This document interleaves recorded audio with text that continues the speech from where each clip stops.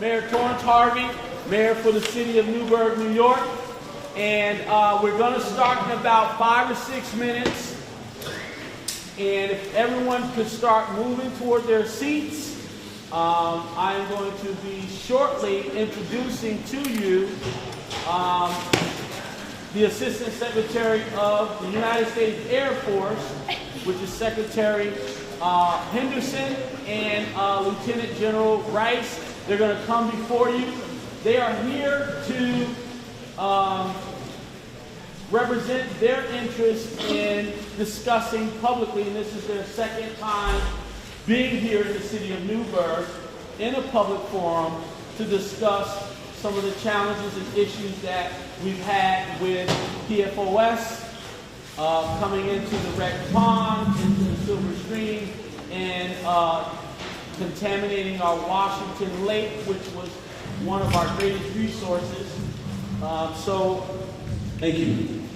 So I guess, without further ado, we'll introduce to you Assistant Secretary of the United States Air Force, Secretary Henderson. Let's give him a round of applause.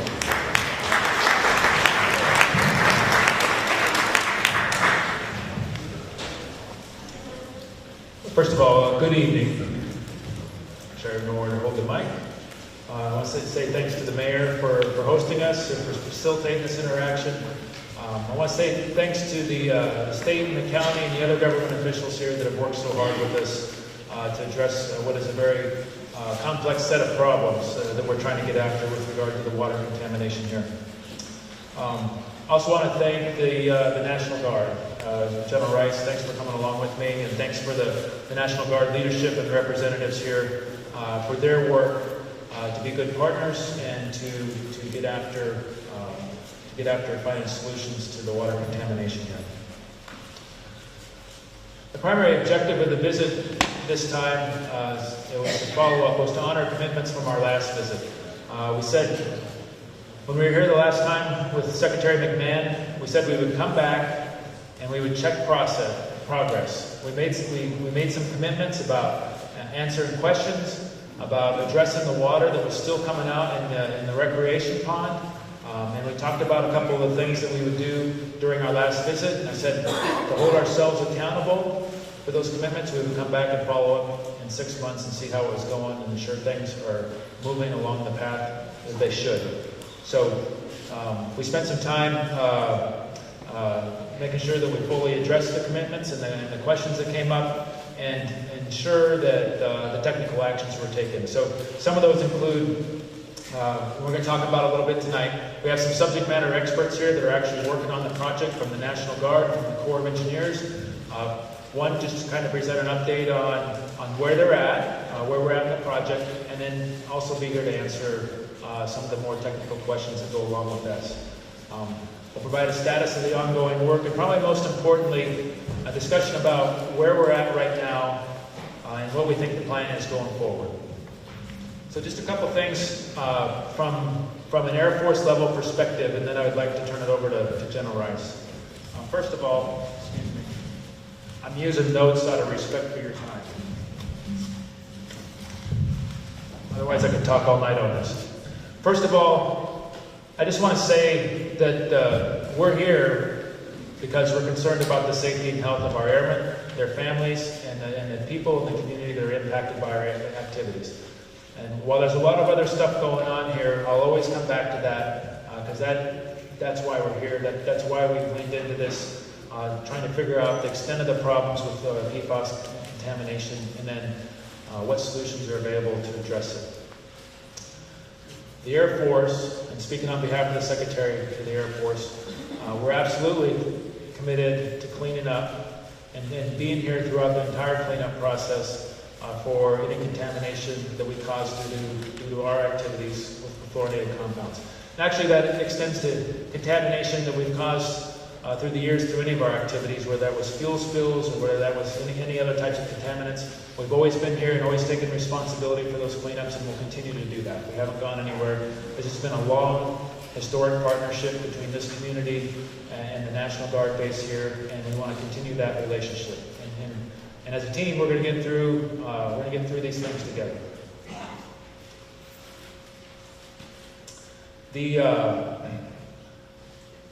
This is an extremely emotional issue in any community where we have our water contaminated. For the Air Force, we're looking at 203 sites nationwide in addition to this one, and we have about 189 sites where we're actually coming back and doing more detailed site investigations, and we're cleaning up perfluorinated compounds. To date, we've invested about $321 million into these cleanups, and for fiscal year 20, we've asked for another $303 million to address environmental contamination at large, to include the perfluorinated compounds. So when I say that we're committed to doing this, we take these obligations very seriously. We take the health and safety of our airmen, their families, and the communities very seriously. It's one thing for me to say it, but through our demonstrated actions, putting money where our mouth is, we're getting these things done, and we'll continue to do that, and we'll continue to stay committed until we've addressed the problem fully.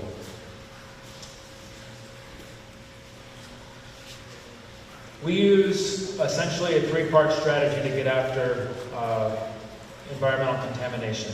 And the first one is the one that we're dealing with right here. It's identifying the extent of the problem, detecting the size of the plume, and then developing the solutions, the technical solutions to remediate and clean it up. That process, we do that through something called the CERCLA process. That's the authority we have to expend money on this. It doesn't move as fast as we would like, but we're moving as fast as we can. But that part of the cleanup is one portion of this. We do that in collaboration with the community. We do that in collaboration with federal and state regulatory authorities. We work very hard to get that right. Our second line of effort with the strategy is that collaboration piece I talked about. There's the technical piece of identifying the problem and cleaning it up. But an equally important piece of that is ensuring that we do this in conjunction with the community. And this is not an us versus them thing. This is working together as a team to ensure that we got the regulatory piece of this right, to ensure we all agree on what the extent of the problem is, and that we all have an agreement on what the best solution is. As we discussed the last time we was here, we usually do that through something called a Restoration Advisory Board. And we're going to talk about how that could potentially be a tool that we use in this community too, so that we can continue working together, providing updates on progress for cleaning up, and then getting and soliciting feedback from the community members directly on the solutions going forward. The last piece of this is the stuff that's going on at the national level. CERCLA authorities allows us to come up and repair the ecosystem that's been damaged. It allows us to address human health impacts. There's a whole lot of other parts of this that really belongs into a whole government response. This is a national problem. About 3% of the perfluorinated compounds produced ever in the history of the United States was actually used for firefighting foam. Okay? It was actually put into manufacturing firefighting foam. The Department of Defense and then the Air Force not the only ones using the firefighting foam. The FAA mandated the use of this stuff in every civilian airport, every military function, Army, Navy, Air Force, and then most fire departments have it and use it for petroleum fires. So that's just the firefighting foam piece of it. And the other 97% of the perfluorinated compounds that's out in our environment comes from the coatings that we put on carpets and draperies. It's the stuff that makes Teflon pans, it's pesticides, it's herbicides. This isn't a lot of stuff in our environment. So the DoD and the Air Force recognized early that this is a problem. We didn't want it in our water. And even though it's not a regulated chemical, we've taken early actions to get after this. Okay? But inside of CERCLA has its limitations. The CERCLA limitations, while we can take care of human health impacts, we have a hard time taking care of compensatory stuff for the money and for the financial impacts to communities, farmers, and other things of this. And that's just an authority, the constraint and authority that we have to deal with. And the other piece that we have a hard time addressing is impacts to things other than human health. So stuff like agricultural impacts to fish and wildlife, impacts to cattle, dairy, cranberries, you name it.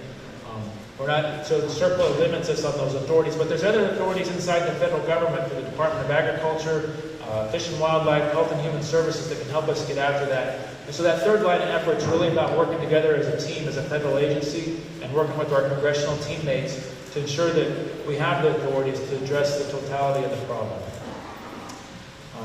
And along those lines, as we discussed last time, the Agency for Health and Human Services is doing studies on the impacts of PFAS and PFOA on human health.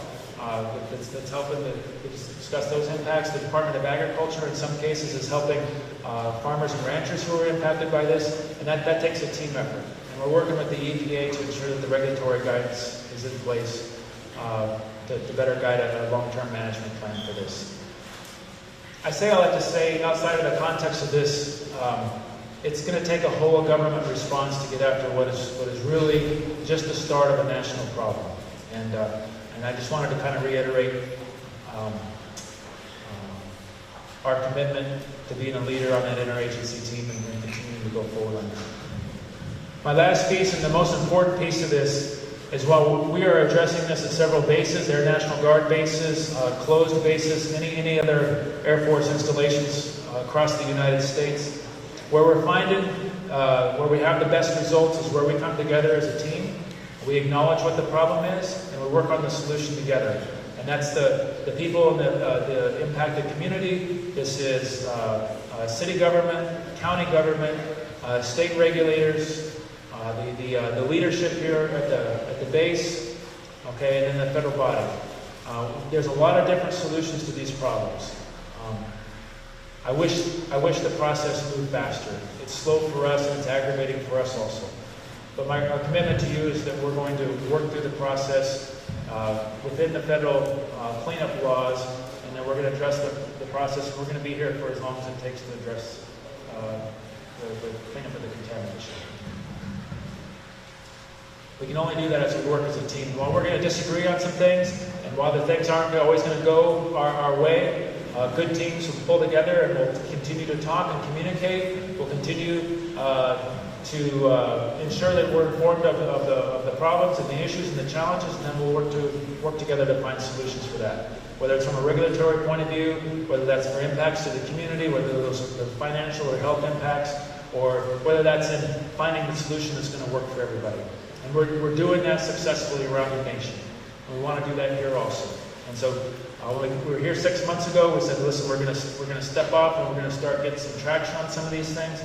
I wanted to come back tonight and discuss some of the things that have happened in our last 6 months and some of the things we're going to do going forward. I'm going to stop talking there so General Rice can talk. We can give you a quick update, and then we'll open it up for questions and answers. Thanks, John. Thanks. Hey, I'd like to also say thank you to the mayor for hosting, facilitating, and allowing us to be here. My responsibility across the Air National Guard is I have over almost 110,000 airmen that work in the Air National Guard across the 50 states and territories. I have approximately 100 installations across the whole country, from Alaska to Florida, from Maine to the bottom of California, even out in Hawaii and Guam and other areas of the United States. With all of that, this is one installation that's done flying operations for us and for our country, and I've got, of the 100, almost 70 of them do flying operations, and we've done them for a long time. The strength of our operation is the community, and the community is our strength. So I'm here to say that our people are all part of the Air National Guard. And so as I come here, the health, welfare, and flow of all of our people that support and are a part of the National Guard and a part of this community are something that's very near and dear to me. And it's very important to me to make sure that we have the right expertise, the right people, the right knowledge out into the community, and the community comes into the Air National Guard because we grow, live, and thrive together. And apart, we don't even function. So my job is to make sure that the base, the wing that's here, is well connected to the community, and the community is well connected to the base. This advisory board, in fact, specifically this restoration advisory board that we set up, that's co-chaired by both the base and some members of the community, is a piece that allows me to make sure I understand situations, problems, and issues, and then I get the right expertise at the right place at the right time. Like Secretary Henderson. As he comes here and represents the face of the Air Force and all the energy that we put in to make sure that we have organizations like the Army Corps of Engineers here. And I really want to thank them for being an active part of this, because I am not effective in doing anything without their expertise and their help in making it work. I also want to thank the elected officials, everything from the mayor to our state, to our federal elected officials from this area and elsewhere, because they're the ones that I go to and say, hey, this is the situation, this is the problem I have. Help me with the appropriation of money, because they set the limits on what I can spend and what I can't spend and where I can spend it. So with that appropriation and their assistance, then I can spend the right money at the right time to help empower the Army Corps of Engineers as they figure out what the situation problem mediation is going to be. And as Secretary Henderson, helps set the process and the acts and the laws that we have that help us manage all of these resources. And the bottom line in the end is the health and welfare of our communities is probably the most important thing I do, because it's what gives us the strength of character so that we can do our business of defending the United States against all sorts of nefarious activities outside of our borders, as well as respond to emergencies and disastrous events that happen in our communities that with great pride we can be a part of. So with that, I'm going to hand it back to Secretary Henderson, and then who are you going to hand it off to next? Okay, Before we do that, and here, we'll hand it off to you, Mayor, and let you say something. Thank you. Thank you. Let's give these gentlemen another hand. I'm going to try my very best before we go into the Q&A session to acknowledge some of our elected officials. I know we have Councilman Grice. Let's give him a hand for being here. Councilwoman Monica Bergman, she's here. Councilwoman Socrates, Councilman Sklars, County Legislature James Kulisek, Assemblyman Jacobson is here from the New York State Assembly. Anyone else? I'm sorry, say that again? Oh, yes, we have a representative for Senator James Skoufis is here. I know there's also representatives from Senator Chuck Schumer's office, stand to be acknowledged. And representatives from Senator Gillibrand's office as well. What's that? Oh, and Tom DiNapoli's office, our New York State Comptroller's representative is here as well. Yes. Let's give her a hand. She's back there. Okay. I moonlight as Ulster County Legislature. Ulster County Legislature is here too. Yes, thank you. Okay, so I think that protocol has been established. I do want to say that our city manager is here, Joe Donut. Our assistant corporate counsel, Mr. Kaufman, is here. Our superintendent of engineers, Jason Morris, is here. He's back there. Superintendent of the water department, Mr. Vandenberg, is here as well. Wayne is here. And so I say that to say because we had a very productive and very meaningful meeting with Secretary Henderson and Lieutenant General Rice and several other military personnel. Gotta say hello and acknowledge our Economic and Planning Department Director, Ali Church is here. Let's give Ali a hand.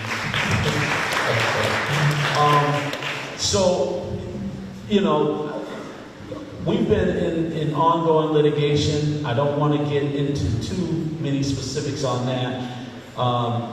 Assistant Secretary Henderson acknowledged that in our very important meeting that we had at Stewart Air Base. There's ongoing litigation. We already know that. That's the elephant sitting in the room. We don't want to go into those matters. But the fact of the matter is, as the mayor of the city of Newburgh and our city council members and all of our elected officials at the county and state level, we are here to make sure that we have complete transparency. We are here to make sure that people are held accountable for the contamination that was put into our water source. And we are here to work collaboratively to make sure that things are remediated in terms of protecting the watershed, and most importantly for me, the human elements and making sure that folks who have been affected health-wise are going to be taken care of as well, right? So we can't just look at and focus on remediating the watershed, but we also simultaneously have to look at the human health effects and how to address those things as well. So those are the things that, you know, we've been pushing for. I know since I've been on the city council in 2016, this is a matter that was brought up in 2009, 2012, and in 2016, we went public and we got on it in terms of litigation and things of such. So here we are, 2019, we have United States government, Department of Defense, the United States Air Force here to answer questions and again have complete transparency about what their efforts are currently and what their efforts are going to be moving forward. So, All right, I just want to say thanks again for everybody taking the time to be here. Clearly this is important for everybody, and I really appreciate you taking time out of your day to help us solve a problem. What I'd like to do now is we have some wonderful subject matter experts, some really smart people that are helping us tackle this problem. So I'd like to ask Elaine and her team to come up and just, I've asked Elaine to just walk through what we've done. Actually, Elaine's been part of this for several years now, but just kind of walk through what we've done today and where we're at today, and then just a little bit about our plan going forward. Good evening, everyone. I'm Elaine McDenick. I'm the Air National Guard Restoration Branch Chief. I manage a nationwide program cleaning up sites across the country with the Air National Guard, and I have a team of about 10 folks, and Stewart is certainly one of those areas that we are currently in active remediation, and certainly looking at PFAS, PFOA activities is a very high priority. I just want to give you a quick summary of all the work that we've been doing for the past few years. We have been following the EPA's CERCLA process. CERCLA stands for Comprehensive Environmental Response, Compensation, and Liability Act, as Mr. Henderson mentioned. It is the Superfund law, which is kind of commonly known, and we've been working closely with the New York Department of Environmental Conservation on all of our cleanups, PFAS, PFOA included. We're working with stakeholders at the New York Port Authority, the New York Department of Transportation, the City of Newburgh, Orange County, and you, the community members. The first step in the CERCLA process by statute is that we want to identify the contamination, and for PFAS, PFOA, we wanted to know where we had firefighting foam releases to the environment. And in 2015, we began doing a preliminary assessment, which was a CERCLA term, that looks at where we could have had these potential releases in the environment. And we finalized a report in March of 2016, which is two months before the EPA's lifetime health advisory level for drinking water set for 70 parts per trillion.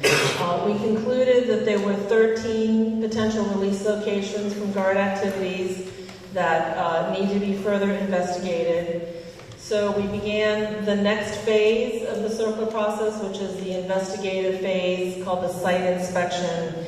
And in consultation with New York DEC, we actually went and sampled groundwater, surface water, soil, and sediment to confirm the presence of PFAS, PFOA in these media. And we completed the site inspection in October of 2018.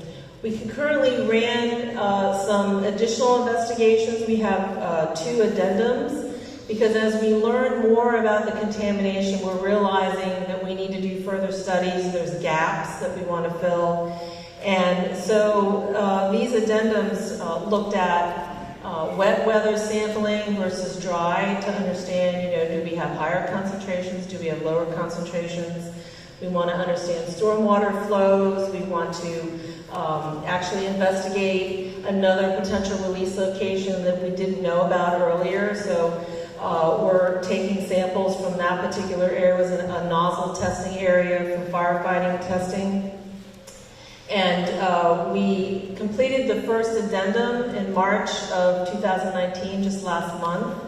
And we are planning on completing the second addendum in September of 2020, because we've just now completed the draft final work plan. New York DEC is reviewing that work plan. Hopefully we'll get the final work plan in place, be out in the field by the summer, do the sampling and analysis, put together a draft report. We want New York DEC to comment on it, and so we're hoping all that's going to be done by the end of fiscal year 20. So you're probably wondering, why do we keep studying this? Why are we investigating? Why don't we just take action? And I just want to mention that we are in active cleanup, because CERCLA requires us to do the investigation. It's part of the CERCLA law. As an engineer, I need data to be able to develop a remedy that's going to be effective to protect human health and the environment. PFAS, PFOA is a very complex emergent contaminant. Not a lot is known about it. We are certainly relying on our consultants, our experts in the area that are working with this, and we're looking at possible remedies in the future. But what we end up wanting to do is making sure that we protect human health and the environment in the end. And through these studies that we've done, and also New York DEC has investigated, we've concluded and confirmed that there is PFAS, PFOA in stormwater and groundwater. Very concerned about the concentrations leaving the stormwater pipes off of the Stewart Air National Guard base into Recreation Pond. They're entering the waters of the state. They're entering Silver Stream, going into Lake Washington, which is a drinking water reservoir.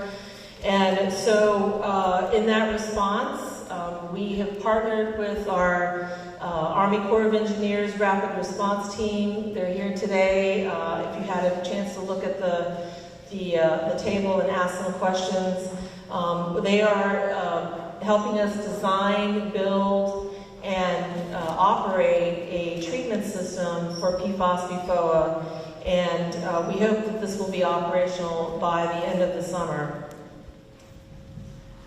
This treatment system is going to treat stormwater using granulated activated carbon as a pre-treatment to remove the organics. Something that is, a little bit cutting edge. I mean, granulated activated carbon is not new technology, but for stormwater, we want to make sure we get the organics out, because then we're going to treat it with a ion exchange resin. And that really is the media that will remove the PFAS, PFOA, although GAC does that as well. Resin will take out the shorter chain compounds effectively, so that's an added benefit. We're also looking at modifying the weir that it's at Rec Pond. The weir is like a gate that holds the water back, and we want to make sure that the weir can accommodate any significant rain events. When we have significant storm events, we don't want to have overflow, we don't want to have a bypass situation, so we're hoping to keep all that water stored in Rec Pond, be able to run it through the GAC system and the resin system, and treat that water before it enters in the waters of the state. Another initiative that the Guard has been working on concurrently with the New York Department of Transportation is looking at the stormwater discharges from 17K. So the road that's over there by the Stewart Air National Guard Base actually drains stormwater. The pipes go underneath the base, owned by New York DoD, and is picking up PFAS along the way. So our studies have confirmed that those discharges come into Rec Pond. We want to take a look at that. We've sent money over to New York DOT to assess, what's happening and what are our options to remedy the situation. Because twofold, we want to reduce the amount of volume going into Rec Pond because that helps us with our treatment. And second of all, we don't want to contaminate water when those storm waters come in clean. The Air National Guard also wants to do a better job of keeping the community informed. We want to make sure that all the efforts that we're undertaking is open and transparent.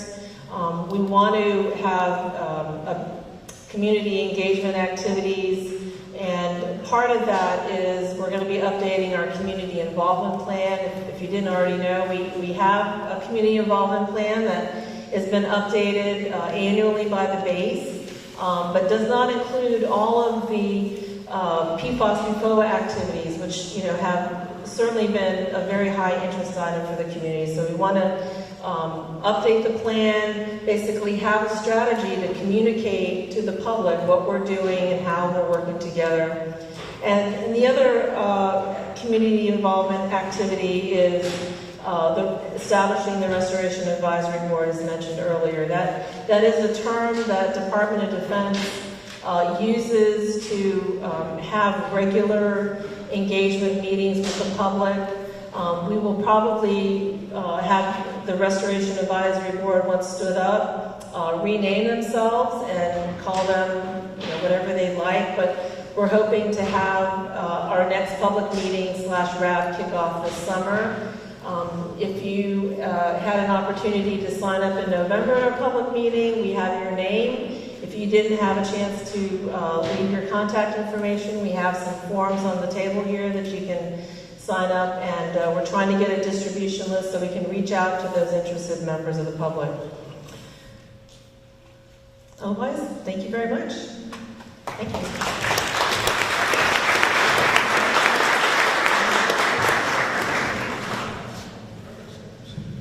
Before we move forward, I'd be remiss not to acknowledge Mr. Bill Kaplan. Mr. Kaplan, are you here, sir? Okay, he went out. Okay, well, we want to give Mr. Kaplan a hand and all those that work with the Armory Unity Center for allowing us to be here. And I'd be remiss not to do it. Thank you, Mayor. Okay, so I think this is enough of us talking. We just want to make sure we got kind of everybody an update.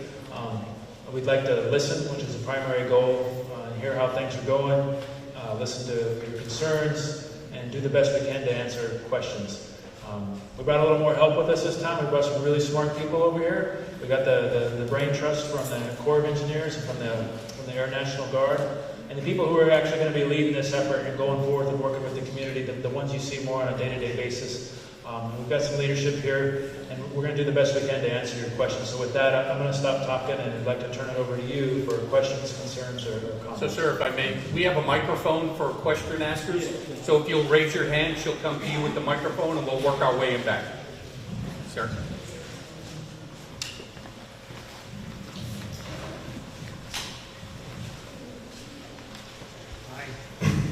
This is it's on. My name. Hi. Is this working? Okay. Good evening. First of all, great. Thanks for being here. My name is Leslie Gabriel. I produce a podcast called So It Flows, show for H2O, and I've been involved in the water issue in Newburgh for a year. One of the things I heard you say, Secretary Henderson, is that correct? is that there's a problem with compensation. So having to do with the impact for people and a civil liability. So question one is, why is there a problem with that? And question number two is, when did the Department of Defense know that PFOA and PFOS was poison? Now I'm going to try to use the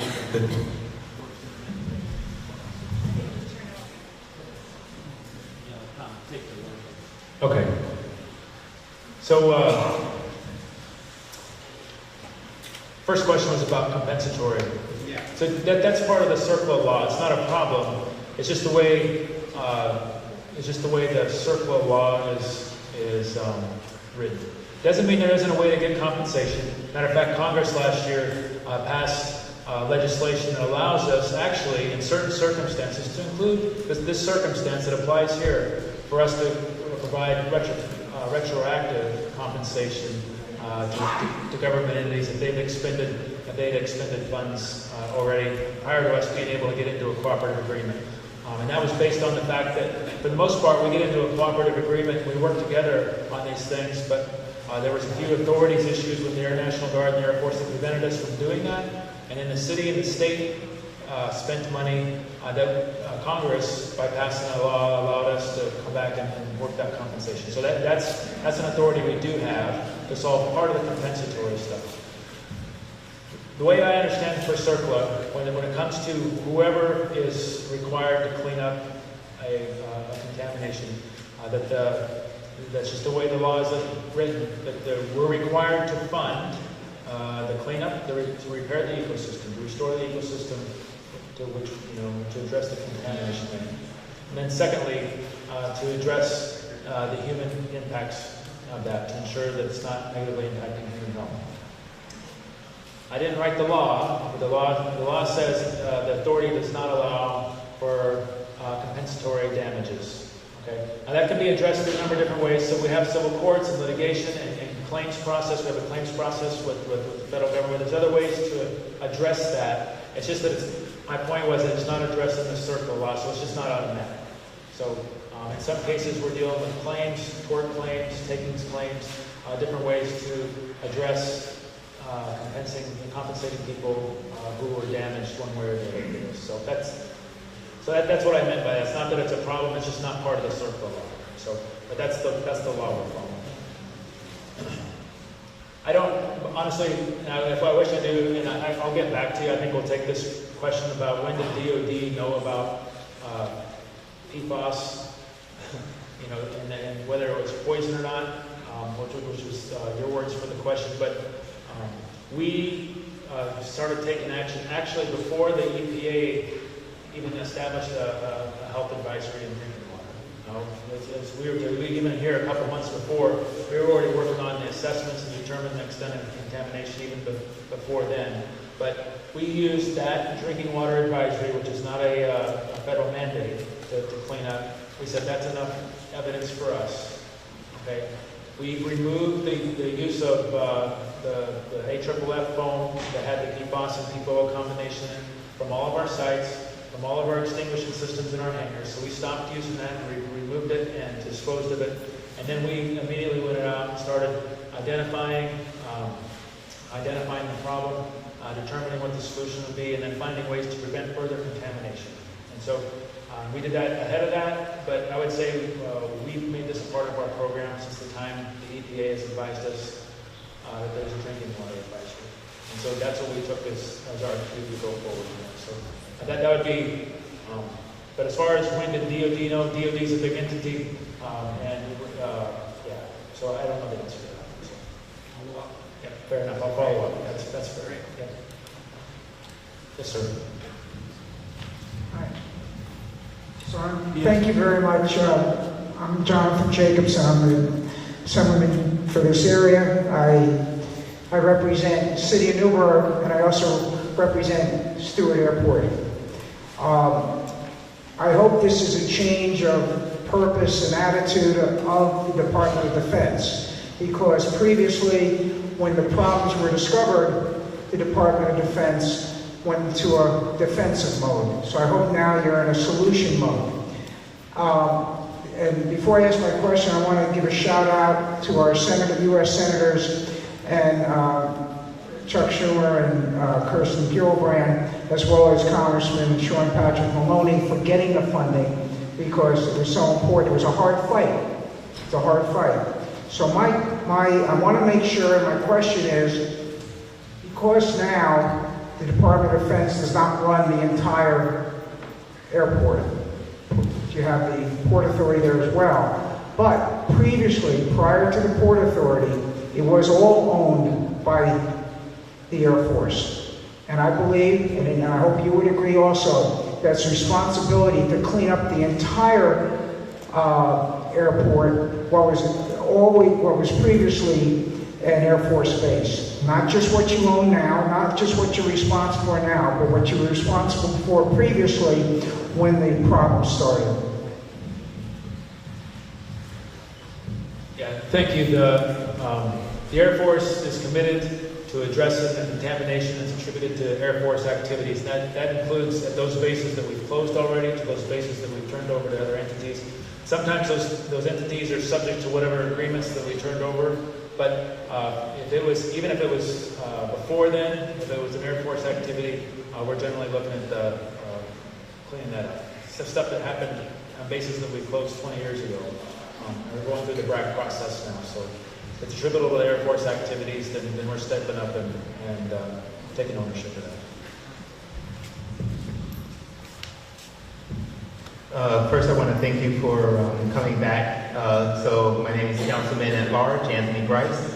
I really have two questions. The first question is, when you were here 6 months ago, there was talk about the restorative committee, but that didn't happen, and that was supposed to happen in 30 days. So I'm wondering what's going to be the difference this time, because you're asking people from there in November and then this time. So do we have a guarantee that this committee will actually start? And then my second question is, we know that there's PFOAs and PFOS, but we just had a situation now where, not your fault, but Atlantic Aviation, they were using the AFFF foam, and then that got into our water stream. And so my question is, with this filter, with the GAC and then the resin technology, what's to say that that's going to stop all types of chemicals that are generating there from getting into our water stream? And then what is the backup? Elena, would you like this one? You want me to handle it? I gotta go either way. This is about does our filtering technology take care of other perfluorinated compounds and contaminants also? And I'd say for the most part, granular activated carbon helps clean a lot of things out. And then where I'm a little unsure is the resin technology, if you guys would address that. I can try to address that. So yes, when we met in November, we were taking steps to develop a RAB. And one of the first steps is having community interest, sustained interest, and we certainly see that, or saw that in November. We're seeing that again tonight. I almost consider this to be the start of the RAB, because the focus of a RAB really is just to facilitate the conversation and the communication. Certainly you giving us feedback, us giving you feedback, and just talking about the issues. Certainly focusing on PFOS, PFOA this time, but when we do have the RAB, we will talk about the other cleanups that we're doing at Stewart. Give you an opportunity to look at draft documents, this work plan that we currently have on this treatment system would be something that you would be able to look at and understand and provide comments on. So in the summer time frame, when we are establishing the RAB, and it can take a year or so to get through the administrative parts, because the way the RAB framework works, there is a community co-chair. There's usually a RAB selection committee, and the RAB then decides, how they select the formal RAB members. Even if you're not a RAB member, You're just a member of the community. You can participate in every RAB meeting. And you would decide how frequently you would want to meet and where you would want to meet at what time. And it's really your meeting. So I think the commitment to have a fully functioning RAB within 30 days, I think, is a little unrealistic because it is a process. And we intend on moving forward through that process. Did you want to talk a little bit about what the filter technology that we're putting in can and can't do? Sure. Thank you. Hi, I'm Michelle with Army Corps of Engineers. The National Guard Bureau has partnered with us to help them implement their treatment system at Wreck Pond. The system that we envision putting in contains a pre-filter to take out any sediments out of the pond, leaves, other organic solids.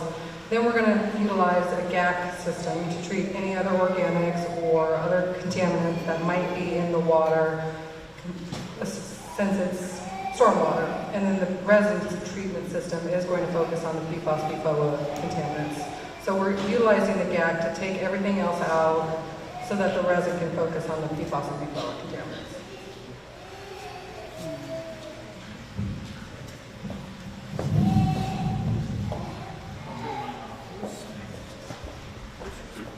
Thank you. So I'm not I may not be as polished as some of these professional speakers here, so I apologize. My name is John Clark. I'm an engineer. I moved here about 6 years ago. I have a 6-year-old and an 8-year-old.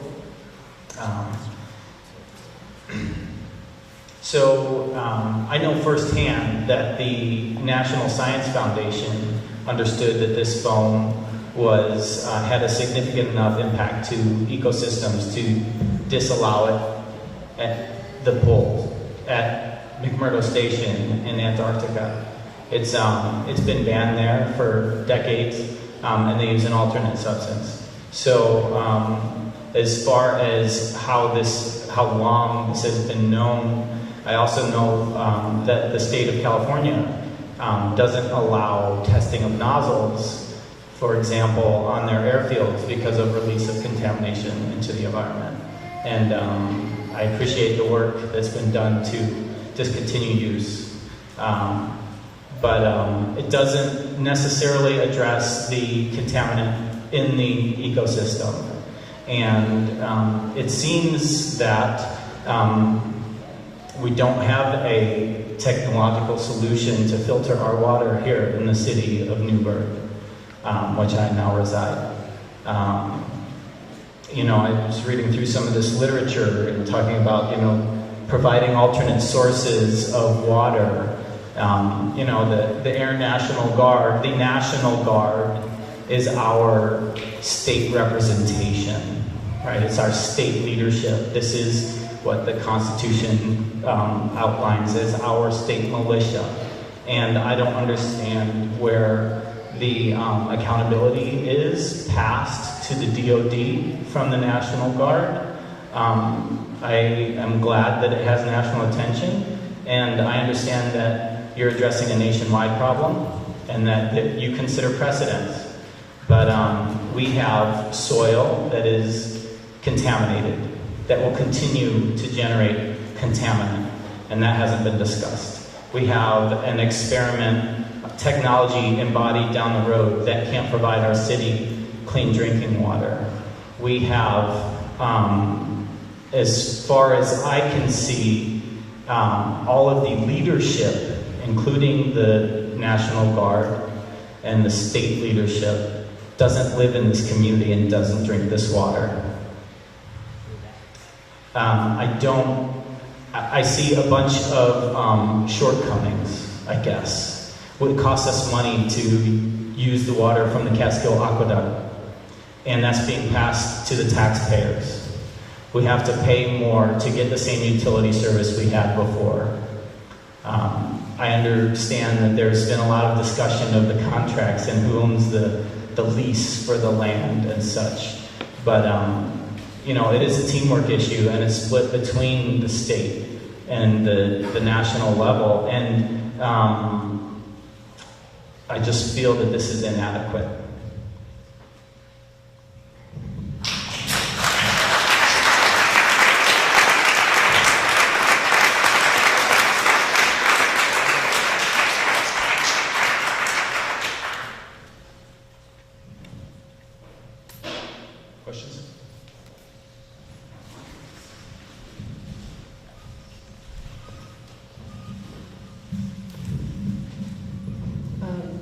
Hi, my name is Oprah Wolf, and I'm a volunteer with the Newburgh Clean Water Project. I know how much work goes into coming up with all this information and presenting it to us. I've been very involved in tracking this information, and so thank you in advance for giving me the time to ask a number of questions.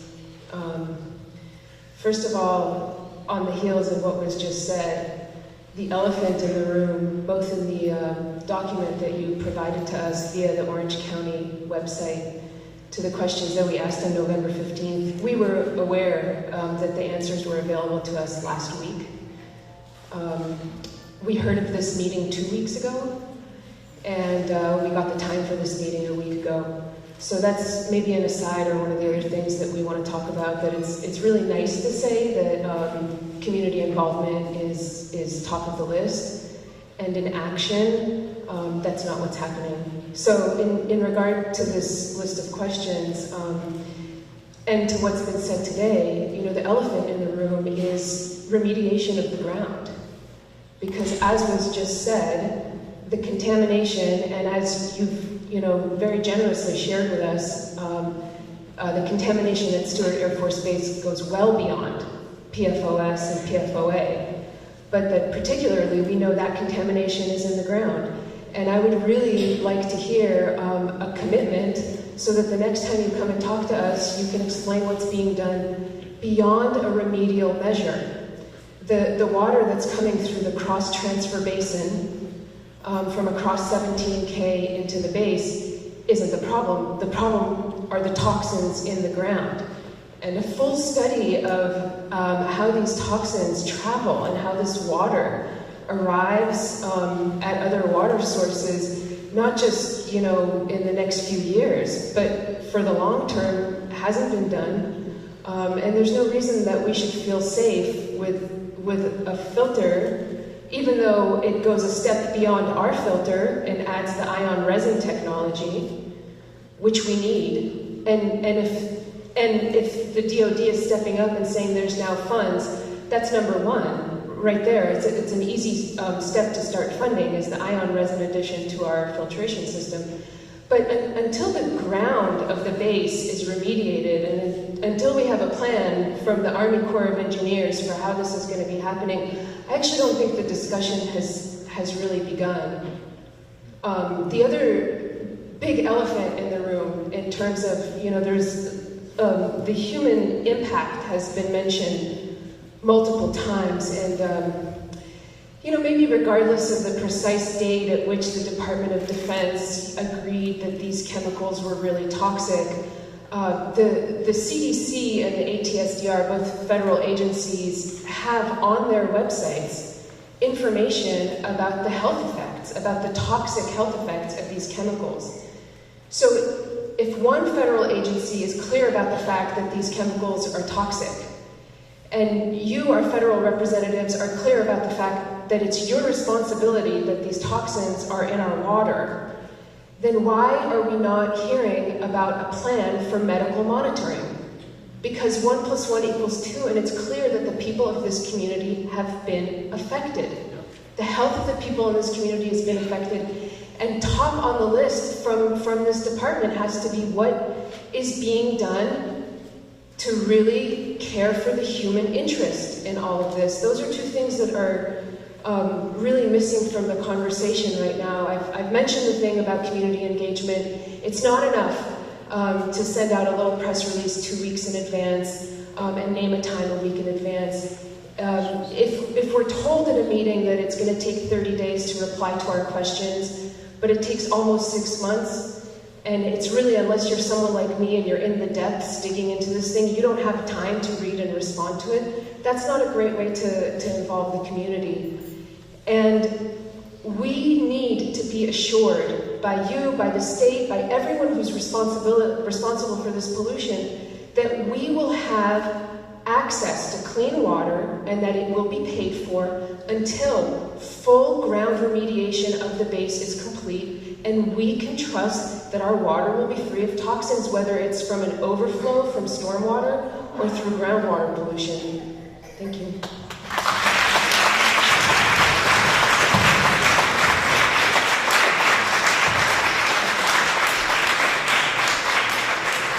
But I want to say thanks for your feedback, and sir, thank you. I share your frustration with this. My family and I lived on military bases around the world for 23 years. I raised kids, had my family, and in the very same places that are now considered contaminated. We're going back and clean them up. The human health thing hits really close to home to me. I just want to reinforce what you're asking of us, which is holding us accountable, which is fair, and you should, and I appreciate that. And I want to reconcile that with some of the things Elaine said earlier. With regard to the doing the comprehensive study and the plan, and really understanding where this is in the soil, where it's gotten into the plants, where it's gotten into the water, everywhere, all the, was it 14 sites? The number of, every site that we've gone out and tested that we've said that we have PFAS, PFOA charges there. We are now entering, as Elaine articulated earlier, we are now entering the next phase of the full-up site investigation so that we can get a full understanding of the problem. It's, as you said, a full study of all the impacts to the ecosystem so that when we come online and hit the next step of CERCLA to solve that problem, that we're solving it right the first time. And that just takes a lot of work, a lot of environmental science work, a lot of engineering work, a lot of understanding of the technology and the dangers of the contaminant. You have our commitment that we're doing that. And it's been ongoing since 2015, as Elaine said, so it's not like we just started this. It's been going on for quite a while. With regard to teaming with the state and the National Guard and the local community, the state, I have to say, has stepped up with the filter. They've stepped up to help out with the alternate source of water. Things that we normally work with the team with the local communities or with the state, some partner in the area that we do this at every other spot. So in this case, the state's been a great teammate. The stuff that's being litigated right now is our inability to enter into a partnership because of the authorities, because National Guard land is on state land. And our commitment is we have mechanisms to do that in our society, which is good. We have courts, we have ways to litigate, we have ways to resolve these disputes, and we're committed to resolving those in a fair and open and transparent way. In the meantime, just because there's disputes going on in court doesn't mean that we shouldn't also be working as diligently as we can on identifying the problem and coming up with a comprehensive cleanup solution. That's what CERCLA tells us to do by law. That's what we're committed to doing. And I'm here on behalf of the Secretary to articulate that commitment. And the part where you guys are sensing frustration here is it takes a long time. Okay? And it really, but we're committed to do it. The human health impacts. Part of Health and Human Services, the Agency for Toxic Substances and Disease Registry. I'm going to just call them ATSDR because it's easier to say. Okay, we partnered with them at former Pease Air Force Base a couple of years ago, and the senator from Vermont, Senator Shaheen, on funding the first human health study for PFAS and PFOA. This was a population that was much like here, that was impacted. Their drinking water was impacted for a number of years. And so they did the first study there. Since then, we've continued to fund with ATSDR a nationwide study.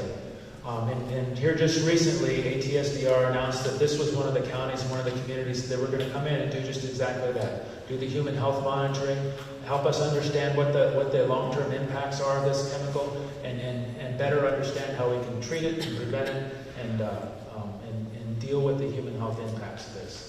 That's not something the Air Force does, but it's something we're working in partnership with the ATSDR. Is it instantaneous information? No, this is new science for us. But we are addressing it the best way we know how, and that's our commitment for that. And then from then, they're the ones that put together the plan for medical monitoring and the rest of the study. And I want to thank this community for stepping up and volunteering to be a part of that and being interested in that, because it turns into a larger nationwide study. We're funding the stuff that's going on outside the military bases. So anyway, I want to say thanks for your comments and for being so articulate about it, and for holding us accountable and helping be part of the solution going forward. Yes, sir. Yes, how you doing? As you know, Newburgh is a city of about 30,000 plus people. As you can see in the room, we're not all here. So it's a comprehensive plan being put in place where it will address what is going on, what has happened, what we need to do.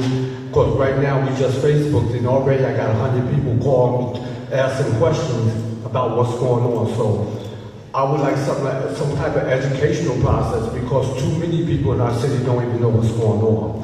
So we would like to know what are you doing with our local government to assist this plan or whatever, to put something in place so people can know what's going on. Because like I said, tomorrow, I know at least 100 people are going to ask me what's going on. I don't know what to tell them. But if there is some type of website or something that y'all can put together where people can know where they get help, if they need help, what is going on. Thank you.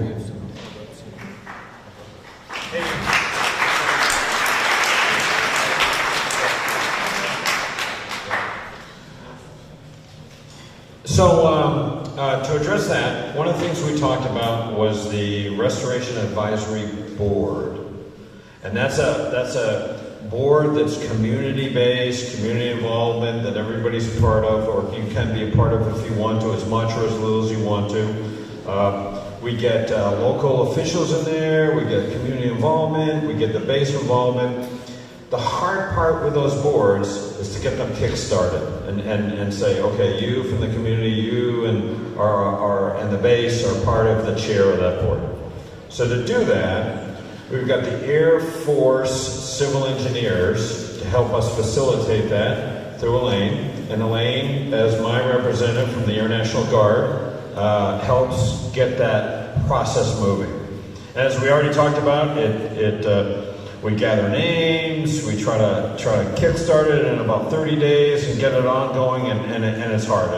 And it's not easy to get those advisory boards going. But that's a great place for people to constantly engage and say, what's happening now, what's happening today, what's going to happen in the future, what's happened in the past, and where we're going to go.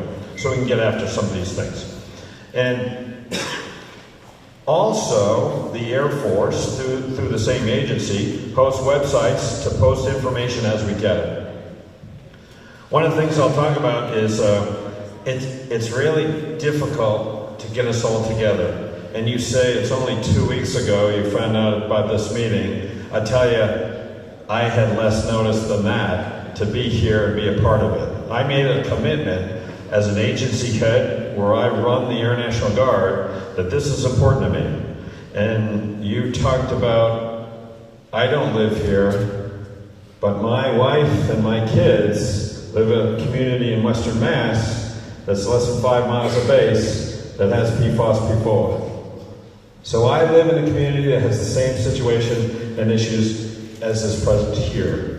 I also have part of my family that lives outside Pease Air Force Base, or Air National Guard Base now, which is on state land, which has the same issues of authorities and problems, and as we get through that, to get to the right place. So I'm very concerned about this, and as we already talked about, CERCLA process does take a long time, and there's other acts and Clean Water Acts, for example, that helps us accelerate things, and we're trying to grab all the authorities that we have to get after, as you talked about, we're working on the symptom when we really should also be working on the cause. And the cause is a long-term project, and the symptoms is a short-term project.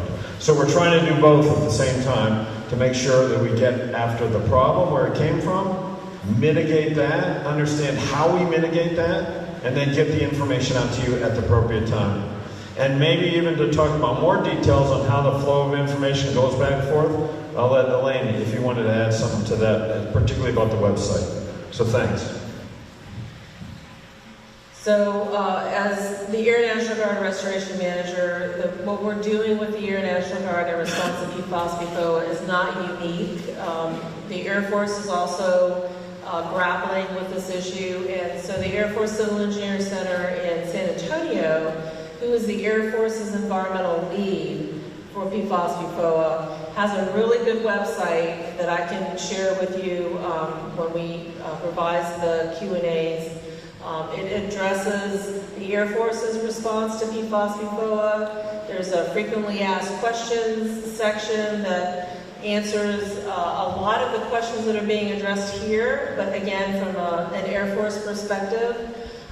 There is a snapshot that we update every month. The Air National Guard provides inputs where we kind of summarize all of the impacts, the communities, what we're doing. Stewart is on that snapshot, and we update that information, as I said, every month. And there's just a lot of good resources. There's links to various agencies if you want to get more information about the exposure assessments that ATSCR is doing, the EPA's PFAS action plan. It's kind of the one-stop shop that I know we look at all the time and certainly advertise, not only for our guard bases, but for those communities at those guard locations. Thanks. I just one. Is there someone? Last time we were here, and correct me if I'm wrong, but the last time we were here, we took all the questions that we did in the public forum, plus all the written questions, and then we posted answers to those. I think it was on the county's website. It's on the Orange County website for the Department of Health. They have it posted. We're waiting on some of the answers, so it'll take some time, but they're out there, and any answers to questions from today can be posted there as well. Also, we have about 5 more minutes before our 7 o'clock deadline, and maybe we have time for maybe 1 or 2 more questions, and then we have to close our session. Okay.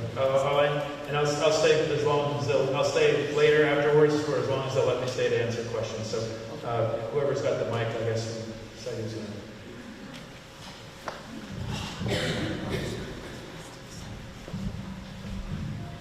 I just think it's completely unacceptable for it to take as long as it's taking to convene the board.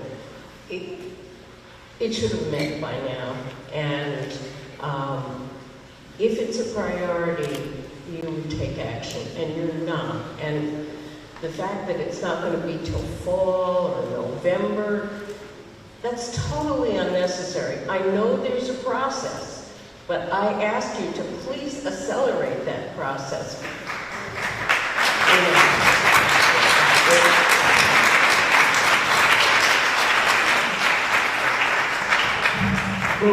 Remember now, our goal is 1,000 ways to get communications flowing. The board is one piece of 1,000 ways to make sure we hear the voice of the problems, the issues, and have the community engage with us. The board is not a place to take action. The action is taken by our staff as we do, how do we take care of the symptom today, and how do we take care of the long-term problem, how do we do the studies, gather the information, are we gathering the right stuff, and every step of the way, we check that with the community, and our community interaction is through one way, is through the board, one way is posting things on websites, so it's just a means to an end, and the end is, as I always say, we all, as citizens of the United States, expect our government to provide us with things like clean water so that we and our kids can grow in our community. And so that's what I'm really after. And that's why I really want to get this board going, because it's another method for me to get information, for all of us to. So that's really what I'm after.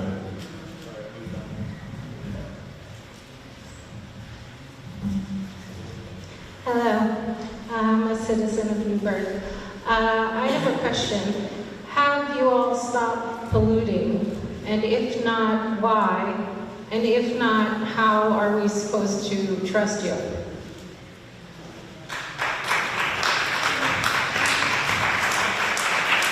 That's a fair question. The short answer is yes.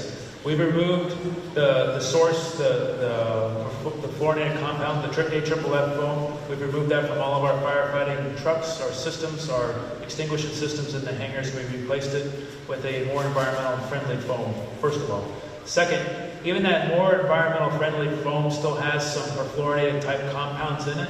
And even though they're not regulated, if there's any instance where we're required to discharge it to put out a fire, we treat it as a toxic substance and we clean it up right away as part of the discharge. So the short answer is, have we stopped polluting? Yes. The more complicated answer is the stuff that's in the groundwater that continues to leach out and get into the surface water, and that's the problem we're trying to solve here. So we're working very hard to remediate that. Yes, sir.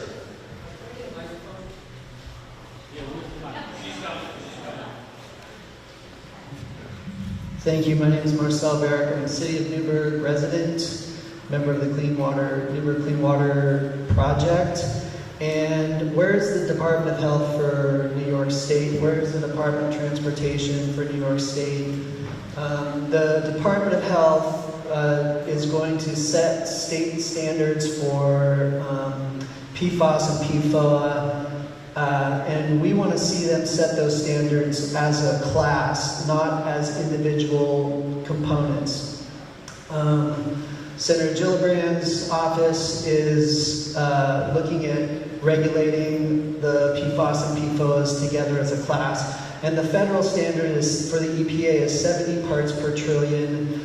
New York State, we're looking at setting it as, we're hoping the Department of Health sets it as 10 parts per trillion as a class. And we need to hear from the Department of Defense and the Restoration Council, whoever's doing it, Elaine, that would be you, that the state standards or the standard that has the highest maximum contaminant level, like so there's the least amount of PFAS in our water, be respected, not the federal standard that's at 70 parts per trillion. So that's one thing. We need our state to set a very protective standard for 10 parts per trillion as a class, is what they're looking at today, or very closely. They'll be able to do that.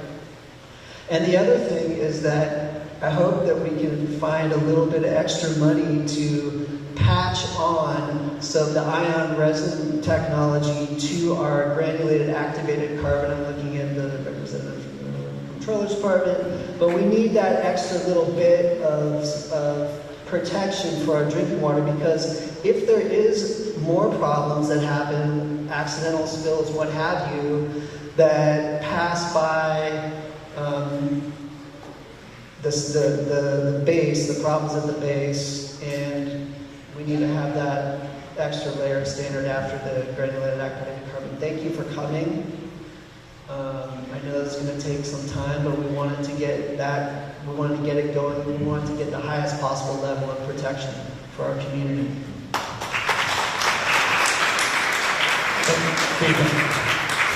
Thanks for being here. Go ahead. We'll take one more question. Go ahead. Good evening, everyone. I know a lot of you know me by now. My name is Beatrice Harris. I'm going to be a 15-year resident here in the city of Newburgh, and let me tell you, with all due respect, you don't know what aggravation is. You don't know the fact that you wake up, you want to exercise, or you want to clean your house, or go out for a walk, and your body just won't work for you. And I'm focused more on the human impact level, as in what happens with relationships, what happens with friends. I'm not very sociable anymore. I can't be. I don't have the energy. If this was done, I don't know, maybe 30, 40 years ago, maybe I'd have a chance to have a normal life, but it's too late for me. So yeah, there's plans, there's incentives, there's funding, there's suggestions, but that's not going to change my life. Unfortunately, with all due respect, with the track record when it comes to the government, if you guys were a fertilizer factory, you make top profit. Because I don't believe in anything that the government has been telling me. Ever since I was a little kid, told me that the water was safe. And that's what I believed for my entire, I don't know, 20 years. Newburgh is what broke the camel's back. I had dreams. I have to defer them for now. I'm surprised I found a man who loves me through all my faults. And because of what has happened, he has walked with me through all of it. That's what leadership is supposed to be, to walk with you through all of it. So, I will be looking into every single detail, because our children and our children's children deserve to have a better outcome when it comes to clean drinking water. And another problem is that people who have been exposed to these chemicals have developed a condition known as myalgic encephalomyelitis. I assure you, it's real. Look it up. It was also known as chronic fatigue syndrome. And a set of scientists have found a correlation with that. There are 9 million people with this disease now. And those pockets of people are actually in the very same areas where water contamination has occurred. So what are we getting for our troubles? More trouble. I want to thank you for coming and taking the effort to hear our feedback, but all I hear really is just a proverbial magic wand, thinking that this will be taken care of. No, people, this is going to take 50 years or more. These are bioaccumulative chemicals. And when it comes to the ion technology, it only take care of 50% of it. So we're still going to be at risk for 50% of the contamination. What kind of solution is that? Thank you.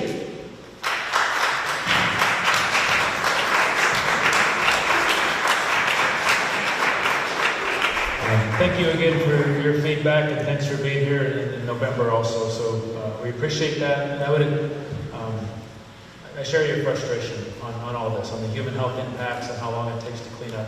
And I would just ask for those of you who are interested in being in the Restoration Advisory Board, we need that community leadership. We need that community involvement. And so we've got the right people here tonight. If you're interested in being a leader on that, please come talk to the National Guard reps in the community. They really are the leaders in the community on this for the Air Force. And so I would ask you all to be involved and stay involved and hold us accountable for getting this done.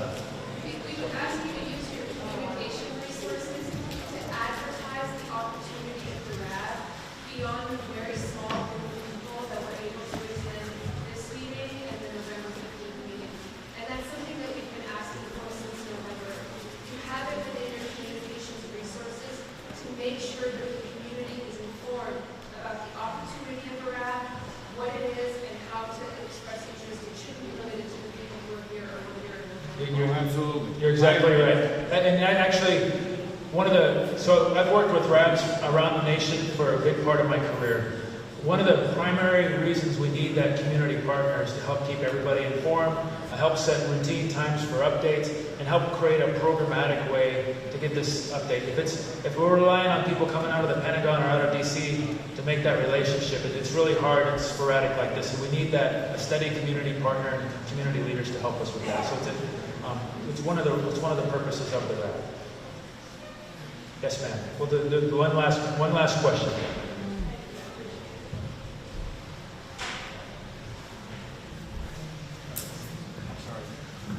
Thank you, I appreciate it. I wasn't here at the earlier meeting that you had November 15th because it was in the middle of the day and I worked. My name is Mary Marischal. I live in the city of Newburgh and have done so for 11 years. I got my test results. I'm not going to read them off. There's no reason to, other than just to let you know that all the high levels, my levels are well above them. PFOS, PFOA, and that other one. And these are only the carcinogens that run through my bloodstream that were tested and included in the testing. There are no doubt plenty unaccounted for. But you know what? I don't really care about the numbers. I'm mad as hell, and I just, as much as I hate speaking in public, I had to come here and speak before you. I'm not so much concerned about these high numbers and the poisons associated with them, or the health complications that are sure to happen as a result. No, I'm mad as hell because of this. Having to come before government officials to plead with you to stop the madness already. Why does our community have to continue to worry about this, the continued contamination of our watershed? Stop using any toxic carcinogen-laden foam, period. When will enough be enough? When those like myself are sick and dying from these toxic chemicals in our bloodstreams? I'm pleading with you as a fellow human being who shares the right to clean water to subsist. Water is life. To give up on water is to give up on life, your life, my life, and more importantly, those who have yet to drink the water here. This is about Newburgh's future generations. Thank you.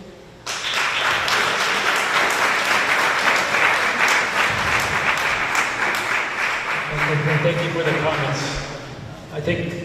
I think that's a great place to say I think we're all in agreement.